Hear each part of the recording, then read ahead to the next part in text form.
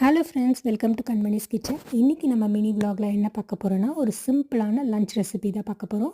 So நம்ம வந்து tomato தக்காளி சூப்பு பார்க்க போகிறோம்.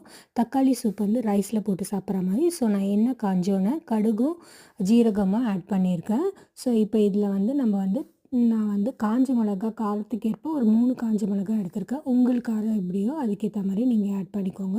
ஸோ அதை வந்து நம்ம இப்போ வந்து கட் பண்ணி ஆட் பண்ணிடுவோம். அதுக்கப்புறம் நான் ஒரு பெரிய தக்காளி வந்து ஒரு மீடியம் சைஸ் தக்காளி வந்து நல்ல பழுத்த தக்காளி சின்ன சின்ன க்யூப்ஸாக கட் பண்ணி வச்சுருக்கேன்.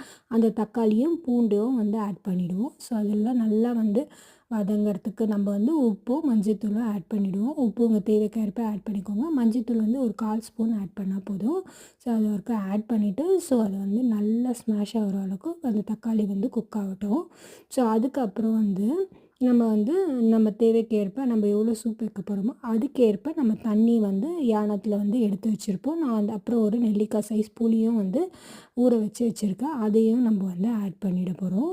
ஸோ இப்போ பாருங்கள், நான் மஞ்சள்தூள் ஆட் பண்ணிவிட்டு நல்லா கொஞ்சம் நேரம் ஸ்மாஷ் ஆகிற அளவுக்கு நல்லா குக் பண்ணிட்டேன். இங்கே பாருங்கள். ஸோ இப்போ தேவைக்கேற்ப நம்ம எவ்வளோ சூப் வேணுமோ அந்த அளவுக்கு நம்ம தண்ணி ஆட் பண்ணிக்க போகிறோம். அந்த தண்ணி ஆட் பண்ணிவிட்டு அதுக்கப்புறம் வந்து நான் வந்து ரசத்துக்காக ஒரு பவுடர் அரைச்சி வச்சுருக்கேன். அந்த பவுட்ரு வந்து எப்படி அரைக்கணுன்றதை ஆல்ரெடி நான் வந்து ஒரு விலாகில் சொல்லியிருக்கேன். ஸோ அந்த ரச பவுடரும் வந்து ஒரு 2 டீஸ்பூன் ஆட் பண்ணிவிட்டு ஸோ புளி ஊற வச்சிருந்தால அந்த புளியும் கரைச்சி அதில் ஊற்றிட்டு நல்லா கொதிக்க வைக்கணுங்க. ரசம்னா வந்து ரொம்ப கொதிக்கக்கூடாது. அந்த நுரை கட்டும் போதே இறக்கிடுவோம். இது வந்து நல்லா கொதிக்கணும். ஆக்சுவலி இங்கே பாருங்கள் எப்படி நல்லா கொதிக்குது.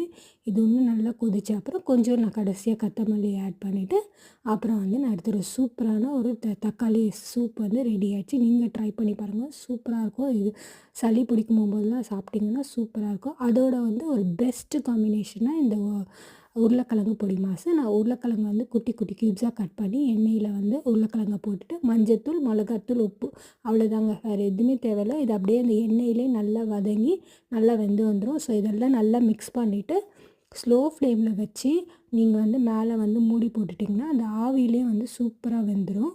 ஸோ இது ஒரு சூப்பரான காம்பினேஷன். அந்த தக்காளி சூப்புக்கு, தயிர் சாதத்துக்கு, எல்லாத்துக்குமே, சாம்பார் சாதத்துக்கு எல்லாத்துக்குமே ரொம்ப நல்லாயிருக்கும். ஸோ குயிக்காகவும் செஞ்சிடலாம் இந்த பொட்டேட்டோ பொடி மாசு. ஸோ அதையும் ட்ரை பண்ணி பாருங்கள். நான் இங்கே வந்து சூப்பராக வந்து இப்போ பாருங்கள் எல்லாம் வந்து கலந்துட்டு ஸோ இப்போ நம்ம வந்து சிம்மில் வச்சுட்டு நம்ம அதை மூடி வச்சுடுவோம்.